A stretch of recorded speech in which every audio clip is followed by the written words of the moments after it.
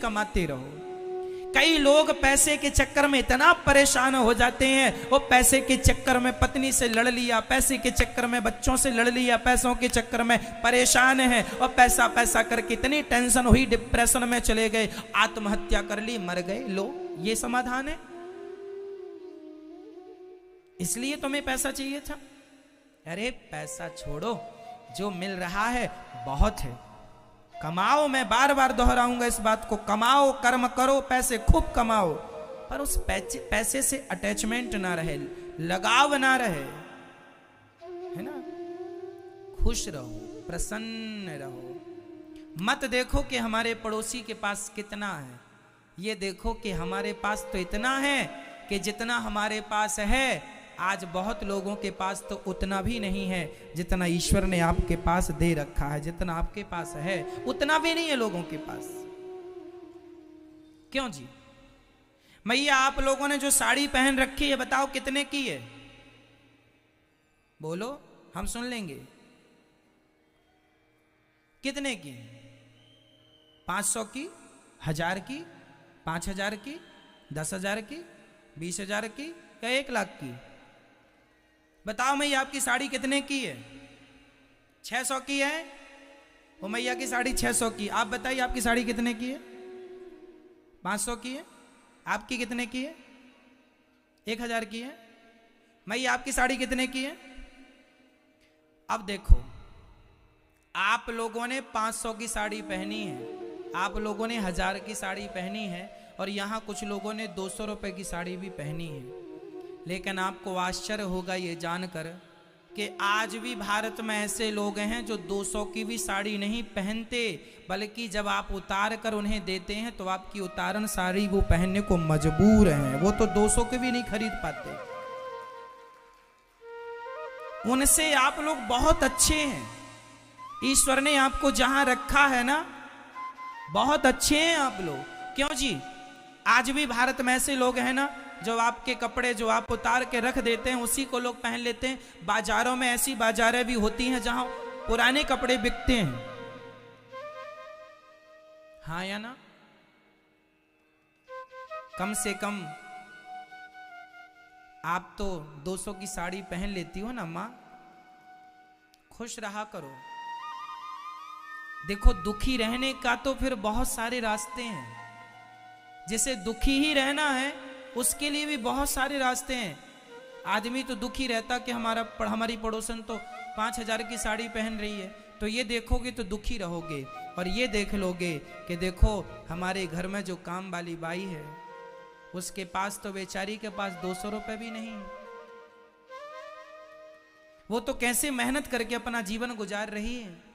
तुम्हें तो किसी के घर में झाड़ू पोंछा करने नहीं जाना पड़ता, उन लोगों को तो दूसरों के घर में झाड़ू पोंछा करने भी जाना पड़ता है।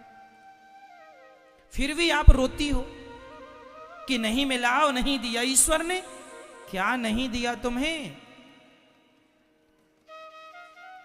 खुश रहने के भी बहुत बहाने हो सकते हैं और दुखी रहने के भी बहुत बहाने हो सकते हैं। आपको कौन सा बहाना ढूंढना है, दुखी रहने का या सुखी रहने का? मेरी मां, हर हाल में प्रसन्न रहो, यही तुम्हारी सबसे बड़ी अमीरी है। यही अमीरी है। खुश रहो, हर हाल में प्रसन्न रहो।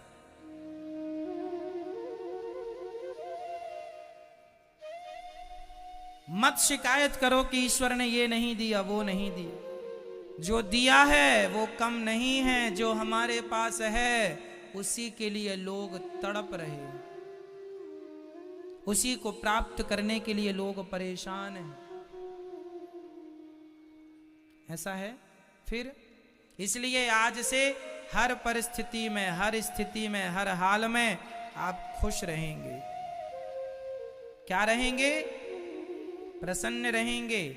जितना मिल रहा है उतने में प्रसन्न रहेंगे।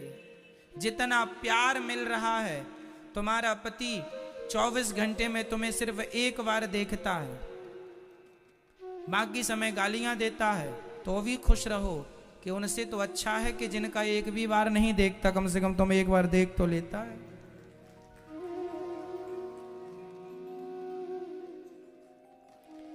हर जगह प्रसन्नता के बहाने खोजे जा सकते हैं, लेकिन हम लोग प्रसन्नता के बहाने ना खोजकर सदा नेगेटिविटी सोचते हैं, नकारात्मकता लेके आ जाते हैं, हम दुखी होने के बहाने ढूंढ लेते हैं। आत्मदेव जी के कोई संतान नहीं थी,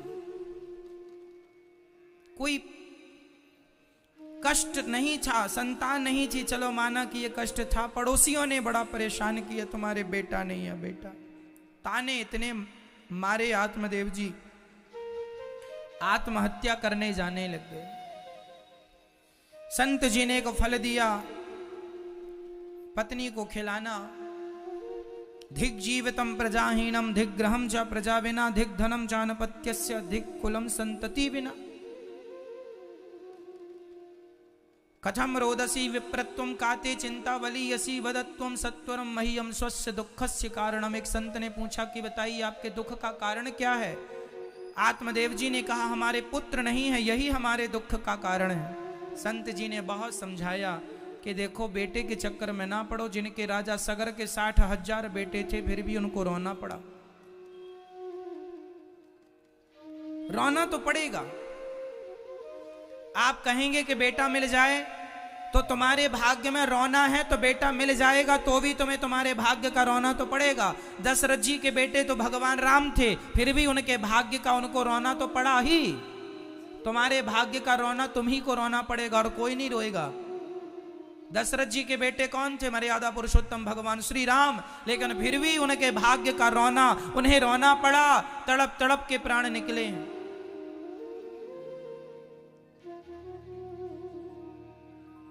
किसका भाग्य बदल गया है मुझे बताओ? सबको भोगना पड़ा है कर्मदंड। इसलिए खुश रहो, प्रसन्न रहो, जैसे रखें राम जी रहना चाहिए, और सीताराम सीताराम कहना चाहिए। लिखा किस्मत में मिटता नहीं, मिटाने से समय को काट लो भैया किसी बहाने से, समय को काट लो बस। जो लिखा है भोगना पड़ेगा। पत्नी को फल दे दिया आत्मदेव जी ने, पत्नी ने फल खाया नहीं, गाय को खिला दिया, सो गाय गर्भवती हो गई। देखो संत ने फल दे दिया था कि इससे बच्चा होगा, भाग्य को बदल दिया संत ने अपनी भक्ति के बल पर भाग्य में नहीं होए तो नहीं ही मिलता। आत्मदेव जी की पत्नी खा लेती धुंधली फल, बच्चा हो जाता, पर नहीं खाई, गाय को खिलाया तो गाय को बच्चा हो गया। नाम रखा गौकर्ण, कान गाय की तरह थे, शरीर दिव्य था, गौकर्ण। धुंधली के बहन को बेटा हुआ, उस बच्चे को पैसे से खरीद लिया धुंधली ने और उसका नाम रखा धुंधकारी। जब दोनों बड़े हुए तो यकियत काले न तऊ जातऊ तरुणऊ तनया बुभऊ गौकर्णः पंडितो ज्ञानी धुंधकारी महाखलः। धुंधकारी महान दुष्ट, गौकर्ण जी बड़े ज्ञानी, धुंधकारी इतना बिगड़ गया, शराब पीने लगा, सुरा सुंदरी का सेवन करने लगा। अंत में पिताजी को लाठियां बरसाने लगा कि चलो पैसे दो, चलो पैसे दो, चलो पैसे दो। पिताजी ने कहा कहां से पैसे लाएं, कहां से पैसे लाएं?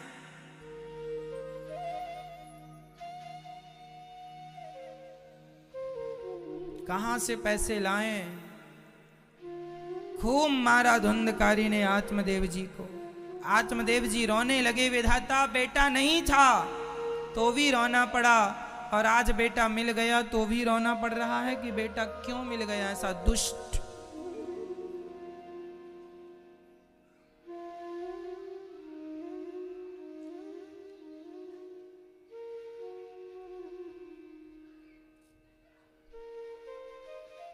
तुम्हारे भाग्य का दुख तुम्हें उठाना ही पड़ेगा, बेटा मिले या ना मिले।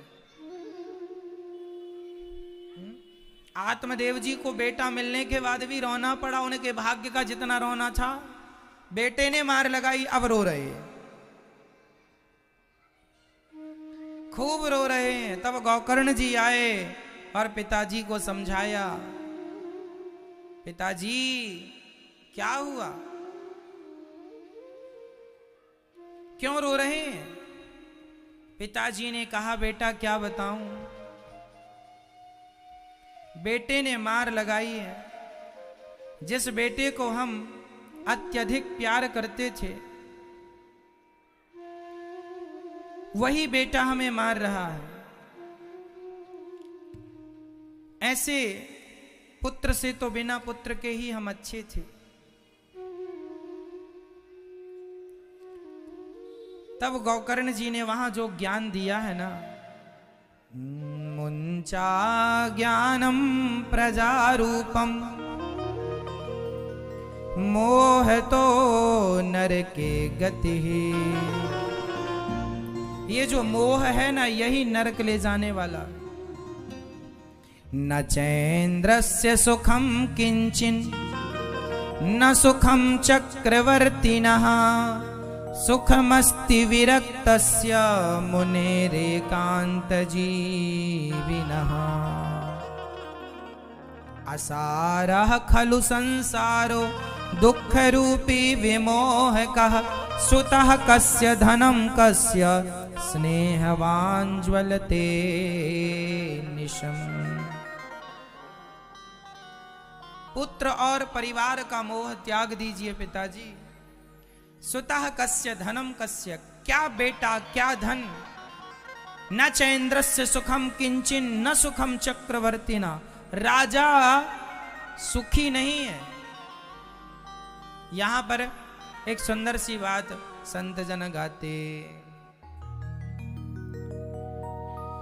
गरीब कहे धनवान सुखी, धनवान कहे सुख राजा को भारी, राजा कहे महाराजा सुखी, महाराजा कहे सुख इंद्र को भारी। इंद्र कहे चतुरानन को सुख, चतुरानन कहे सुख विष्णु को भारी। तुलसीदास विचार करे कहे राम भजन बिन जीव दुखारी। तुलसीदास विचार करे कहे राम भजन बिन जीव दुखारी। गरीब कहे धनवान सुखी, गरीब कहता है कि धनवान बहुत सुखी है, और धनवान कहते हैं गरीब कहे धनवान सुखी, धनवान कहे सुख राजा को भारी। धनवान कहते हैं कि राजा बड़ा सुखी है, और राजा कहता है कि महाराजा ज्यादा सुखी है, राजा से बड़ा महाराजा।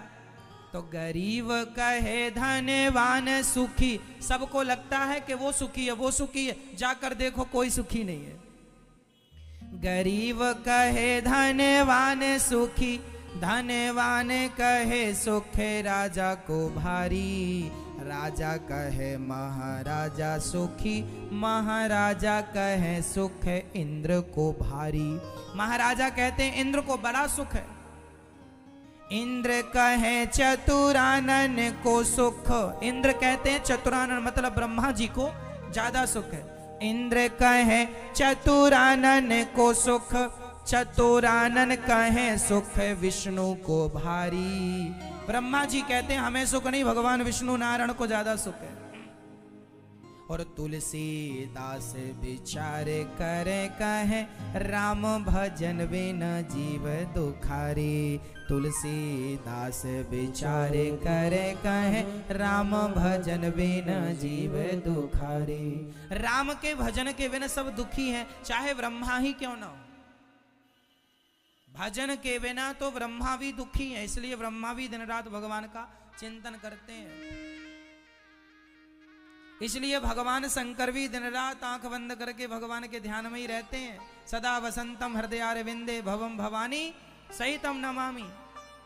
जो सदा भगवान कृष्ण का, नारायण का, राम का ध्यान करते रहते हैं, जो भगवान का ध्यान कर रहे हैं, वो ब्रह्मा ही क्यों ना हो, शिव ही क्यों ना हो, सुखी हैं। और जो भगवान को भूल गए वो सब दुखी हैं, चाहे वो कोई भी क्यों ना हो। इसलिए पल भर के लिए भगवान को ना भूलो और सदा कहते रहो, हे नाथ मैं आपको कभी भूलू नहीं। बोलो हे नाथ, जोर से बोलो। मेरी माँ आज एकादशी है क्या? क्यों आज एकादशी तो नहीं है?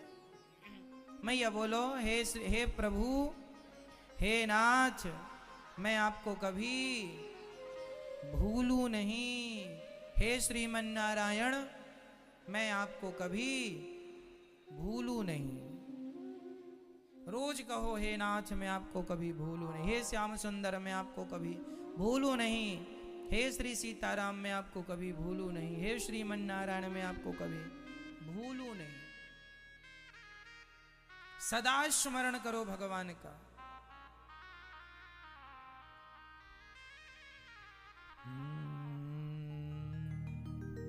देहे स्थिमांसि रुधिरेभिमतिं त्यजत्वम् जायासुतादिषु सदा ममतां विमुञ्च पश्यानिशं जगदिदं क्षणभङ्गनिष्ठं वैराग्यरागरसिको भवभक्तिनिष्ठः। ये शरीर हमारा काहे का बना है?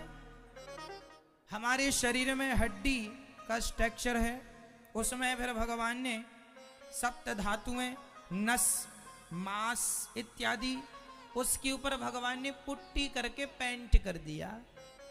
कोई सफेद कलर पोत दिया, कोई ब्लैक कलर कर दिया। तो ये है शरीर, है ना। आप कितने भी क्रीम पाउडर पोतो, जो कलर ईश्वर ने किया वही रहेगा, है मैया जी। इसलिए भगवान ने काला बनाया है तो खुश रहा करो, क्योंकि काला रंग किसका है? हमारे बिहारी जी भी काले हैं, तो बिहारी जी ने आपको अपने हिसाब का बना दिया। खुश रहो, हम बिहारी जी के रंग के हैं। काले आदमी को भी खुश रहना चाहिए। कोई पूछो तुम तो काले हो, नहीं जी काले नहीं है, बिहारी जी के रंग के हैं। हमारे जगन्नाथ जी भी ऐसे ही हैं, है ना। हमारे द्वारिकाधीश जी भी ऐसे हैं और हमारे विठलनाथ जी भी ऐसे हैं काले। तो हम तो भगवान के रंग के हैं, इसलिए हमें तुम कुछ भी कहो पर हमारा रंग तो कृष्ण रंग है। कौन सा रंग है आपका? कृष्ण रंग। कौन सा रंग? कृष्ण रंग। और कोई गोरा है तो आप गोरे हैं, कोई बात नहीं, कर्पूर गौरम, आप गोरे अच्छे हैं। आप काले हैं तो काले भी अच्छे हैं, गोरे हैं तो गोरे भी अच्छे। परमात्मा के पास जो कलर उस समय उपलब्ध था वो पोत दिया, बात खत्म। ब्लैक हाथ में आया, ब्लैक कर दिया, सफेद आया, सफेद कर दिया। तो रंग तो ईश्वर ने भरे हैं, तो हमें उनके रंग में प्रसन्न। अब कई लोग अपने से रंग पोतते रहते हैं, हम गोरे हो जाएं, और जबरदस्ती पाउडर लगाए कई बार तो इतना ज्यादा पाउडर लगा लेते हैं लोग के दिखता है पूरा ऊपर पाउडर ही पाउडर। तो जैसे बनाए भगवान वैसी रहो। पुताई करो तो फिर ऐसी करो कि अच्छी रहे। कई बार माताएं लिपस्टिक लगाती हैं तो दांत भी लाल हो जाते हैं लगाया था यहां पर लग गए दांत पर, दांत लाल लाल लाल लाल। एक मैया ही हंस रही थी, हमने देखा मैया ने तो पान भी नहीं खाया, लेकिन दांत लाल कैसे हैं? ध्यान से देखा तो ये वाला अंदर लग गया है तो अपने से कुछ भी करेंगे तो ऐसे ही होगा। नॉर्मल करें तो भी समझ में आए, जरूरत से ज्यादा ही पोत लेते हैं कई लोग। उन्हें ये भी पता नहीं कितना पोतना है।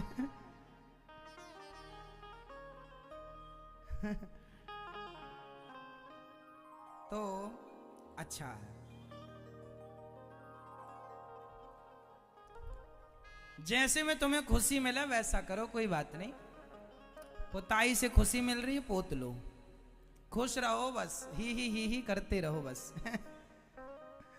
मैं ये बोलो ही ऐसी करो बस, ऐसे खुश रहा करो, कोई फर्क नहीं पड़ता कि आपने कितनी पुताई की है, बस खुश रहो, जैसे में खुशी मिले वैसा करो।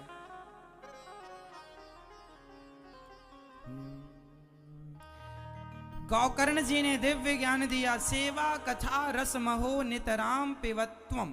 पिताजी सेवा करो और कथा सुनो, यही जीवन का सार है। सेवा करते रहो, भगवान की कथा सुनते रहो, यही जीवन का सार गौकर्ण जी समझा रहे हैं आखिरी लाइन में। सेवा कथा रस महो नितराम पिबत्वम, बात खत्म। ये जिंदगी ऐसी है, जो समय सेवा में लग जाए वही सार्थक है ना मैया जी। हमारा समय कहां लगे? सेवा में, और हमारा समय कहां लगे? भगवान की कथा में। हम कथा करें, कथा सुने। आप लोग रोज कथा सुनते हो कि नहीं? रोज नहीं सुनते? मैया आप रोज नहीं सुनती हो कथा? सुनती हो ना? जो रोज नहीं सुनते ना, उनको भी चाहिए कि 10 मिनट का ही समय निकालो पर सुना करो। गोस्वामी जी लिख रहे हैं, एक घड़ी आधे की पुनियाद, तुलसी चर्चा राम की हरहि कोटि अपराध। जो हम दिन भर में पाप कर लेते हैं, वो 10-20 मिनट कथा सुन लो भगवान की, उस कथा से ही वो पाप नष्ट हो जाएंगे। ये सत्संग की महिमा बताइए शास्त्रों में।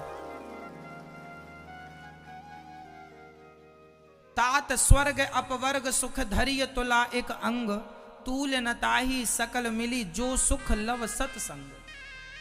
सत्संग की आप टीवी पर कंटिन्यू नहीं सुन पाते, कोई बात नहीं, आप अपने मोबाइल पर सुन लिया करो। मोबाइल पर यूट्यूब पर अनिरुद्धाचार्य जी डालो, 42 लाख लोग जुड़े हैं यूट्यूब पर। चैनल को सब्सक्राइब कर लीजिएगा आप भी, तो आप भी उस परिवार के अभिन्न हिस्से बन जाएंगे, अंग बन जाएंगे।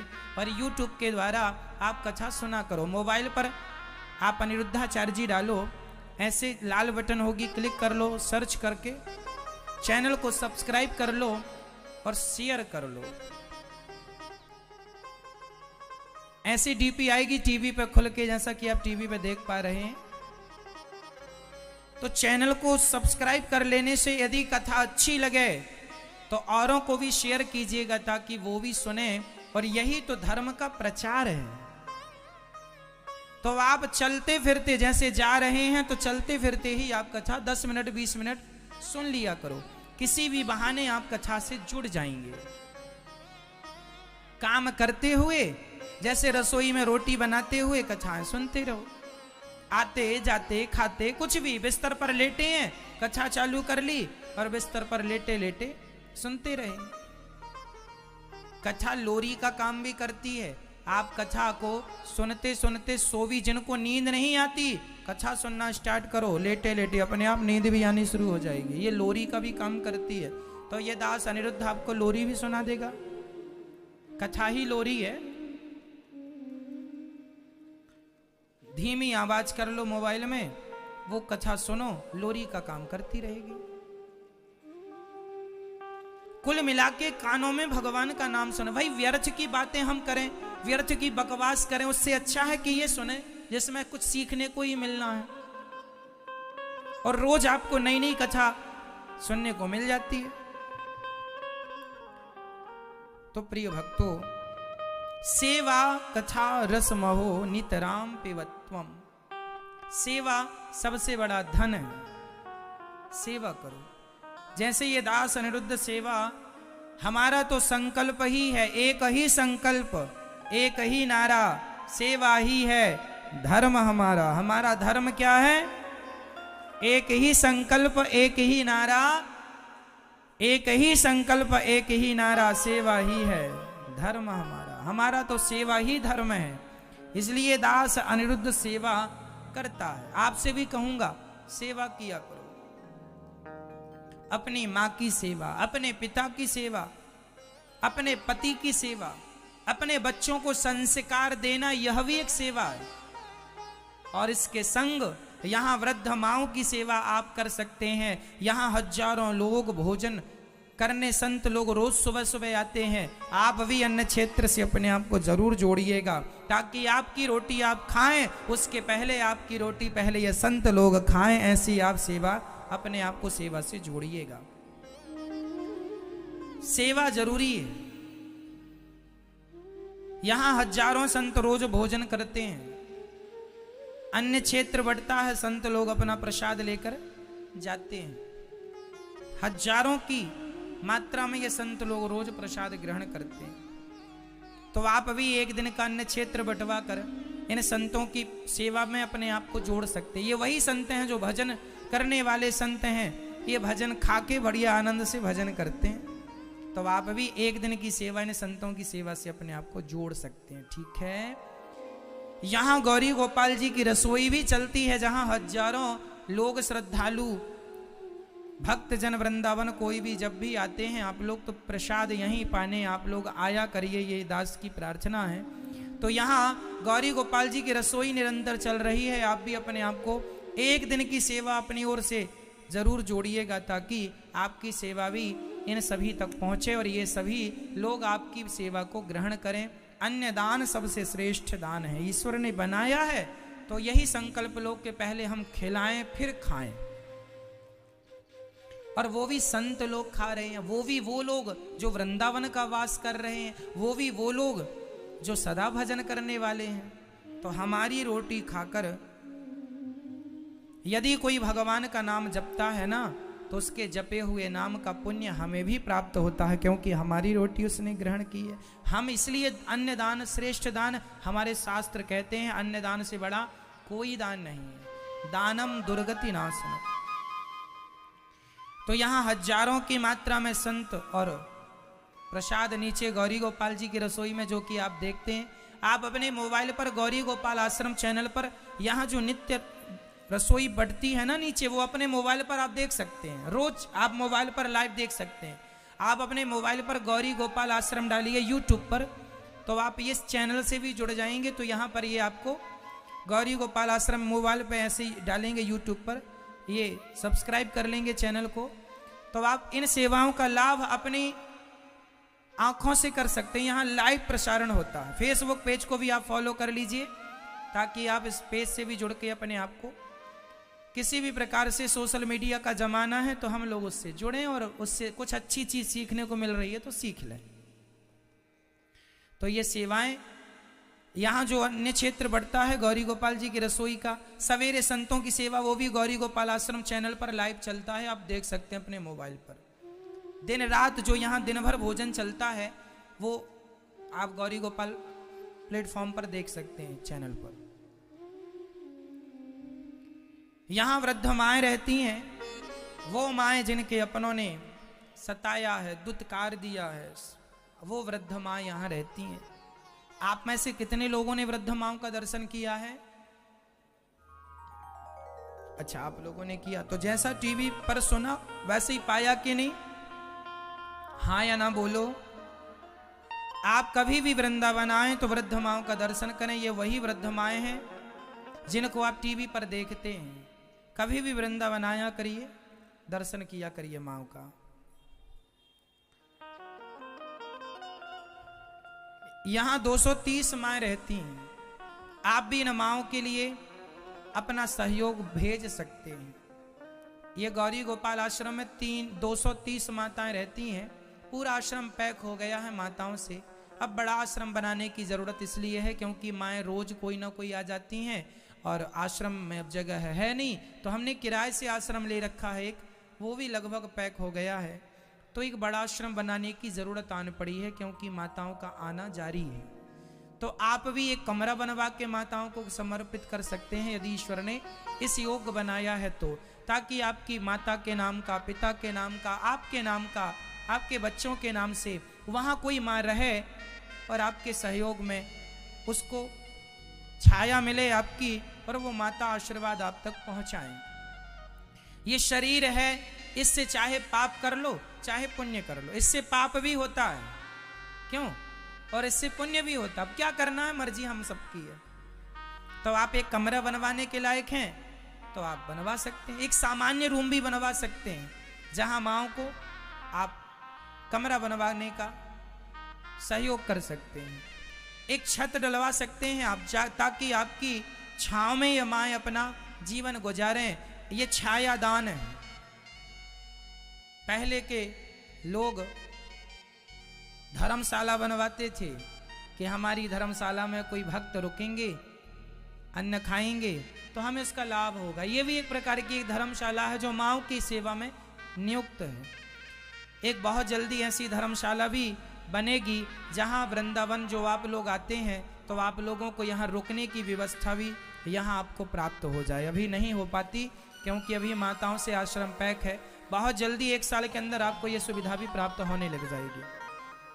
कोई भी वृंदावन फिर आप आया करें तो यहीं रुकने की, खाने की सब व्यवस्था फिर यहीं हो जाएंगी। बहुत जल्दी इसमें हम काम करना शुरू कर रहे हैं। बहुत जल्दी मतलब 1 साल के अंदर ही आपको साकार रूप में दिखने लग जाएगा। तो आप भी ये धर्मशालाओं में अपना सहयोग इन माँओं के लिए भेज सकते हैं। एक माँ को आप गोद लेकर जीवन भर रोटी देने का संकल्प जरूर कीजिएगा, ताकि आप भी इन वृद्ध माँओं की सेवा में अपनी एक रोटी पहुंचा सकें और आपकी रोटी खाकर ये माएँ भगवान का भजन करें। मैया जी कहाँ से आई हैं आप? या भरतपुर से। मैया जी जो यहाँ वृद्ध माएँ रहती हैं उन्हीं माँओं में एक माँ ये हैं जो भरतपुर से आई हैं। भरतपुर में कहाँ रहती हैं मैया जी? गोपालगढ़, भरतपुर। तो भरतपुर में आप रहती हैं। कितने बच्चे हैं आपके? 2 बच्चे। बेटा है? बेटे हैं। 2 बेटे हैं? हाँ, लड़की नहीं है। तो 2 बेटे हैं, फिर भी आपको यहाँ क्यों आना पड़ा मैया? मेरे बड़े बेटे की लड़के की बहू मर गई थी पहली वाली जी। 3 बच्चे छोड़े थे, छोटे छोटे। तो एक 4 साल की लड़की थी, एक 9 साल की थी, एक 11 साल का लड़का था। 2 मैंने पाल पोस के बड़े करे, और मेरे आदमी को मरे कम से 41 साल हो गए महाराज। अच्छा, 41 वर्ष। हाँ, तो ये सब संघर्ष लड़ती रही। फिर नाती बहू ऐसी आई है महाराज जो मेरे को चैन से ना रहने देती है, ना सोने देती, ना बैठने देती है। बार बार कुछ ना कुछ, कभी कहती है टांग तोड़ूंगी, कभी कुछ कभी कुछ। या तो सारा काम कर, नहीं तो मत रहे। सारा काम करें ऐसा कौन बोलता है? ये नाती की बहू। अच्छा, मतलब आपके बेटे के बेटे की बहू, पोते की बहू। हाँ जी। और दोनों भाइयों के बीच में एक ही था वो बस। तो पोते की बहू कहती है टांग तोड़ दूंगे, ऐसा हाँ, कौन बोलता है? वो खुद ही कहती थी या तो काम कर, या तो काम कर, नहीं तो हाँ, टांग तोड़ दूंगी। टांग तोड़ दूंगी तो कहीं भी नहीं जाएगी इधर उधर। तो मैं छुप के निकल के आई महाराज। मैं तो बेटे हैं अभी आपके? बेटे हैं महाराज, तो पर बेटे बड़ा दारू पीता है महाराज। तो बेटों ने, आपके बेटों के बेटों ने, बहू ने आप पे अत्याचार किया और आपके बेटे ने रोका नहीं कि क्या कर रही हो? वो खुद दारू पीता है, वो खुद को ही वो नहीं। और पोता ने नहीं रोका कि दादी आप मत जाओ, हम आपकी पोता भी उसी की तरफ है महाराज। पोता नहीं बोलता है, पोता ही खुद डरता है उससे। पोते पे भी हावी हो जाता है। और दूसरा बेटा? दूसरा बेटा तेल मिल में नौकरी करता है, उसकी भी बहू का है, घर बेंगाड़ गई महाराज। वो भी तो वो आपकी सेवा करने को तैयार नहीं है? वो यूँ ही, क्योंकि रात दिन ड्यूटी बजाता है महाराज। मैं यूँ ही परेशान नहीं करती हूँ, क्यों, मैं बीमार रहती हूँ। रात की ड्यूटी बजाता है, उसके पास कोई नहीं, अकेला करता है और खाता है बेचारा, टाइम पास कर रहा है वो महाराज। 2 बेटे हैं। एक बेटा के बेटा अर्थात पोते की बहू मैया को कहती है कि तुम काम करो, नहीं तो टांग तोड़ दूंगी। अब बताइए बूढ़े कितना काम करेंगे? ये कोई काम करने की उम्र है? सारी जिंदगी तुम्हें पाल पोस के बड़ा कर दिया, क्या वो काम नहीं था? 9 महीने पेट में रखा, क्या वो काम नहीं था? आज तुम किस काम की उम्मीद लगाए बैठे हो इन माओं से? ये क्या काम करेंगी बुढ़ापे में? अरे अब तो हमारा धर्म है कि इन्हें बैठ के आनंद से खिलाएं और इनकी सेवा करें और इनका आशीर्वाद प्राप्त करें। चलो बेटा तो जैसा था, बेटे का बेटा भी वैसे ही निकला कि वो भी अपनी दादी की सेवा करने को तैयार नहीं है। तब आप यहाँ कितने समय से रह रही हैं मैया गौरी गोपाल आश्रम में? 11 महीने हो गए महाराज। 11 महीने। हाँ। तो इन्हें 11 महीनों में आपके बेटे का या पोते का फोन आया? नहीं, बड़े का नहीं आया। बड़े का नहीं आया? हाँ, छोटे ने तो राजी खुशी ले लिया उसने, पर बड़े का नहीं आया और महाराज। पोते का फोन जिसने आपको कहा उनका कुछ? तो कोई मतलब ही नहीं है, वो तो दोनों कोई बात ही नहीं करते हैं। ना ना, तो 11 महीनों से यहाँ बेटे का फोन नहीं आया? नहीं, कोई सवाल ही नहीं महाराज। जो बेटा कुछ समझदार है, जो जिस प्रकार से को सेवा करने के योग्य है भी, तो वो माँ को फोन ही करने को तैयार नहीं है। अब कहाँ जाएं? ये 11 महीने से माँ यहाँ रह रही हैं। तो मैया यहाँ रहने में आपको कोई तकलीफ तो नहीं हुई, कोई कष्ट तो नहीं? कोई परेशानी नहीं है महाराज। यहाँ अच्छा लग रहा है? हाँ, अच्छा लग रहा है, सब कुछ है, कोई कमी नहीं है महाराज। आप हमारे जैसे बेटा, हमने कोई अगले जन्म में अच्छा किया जो आप बेटे मिले हमारे लिए, तुम सब कुछ हमारे।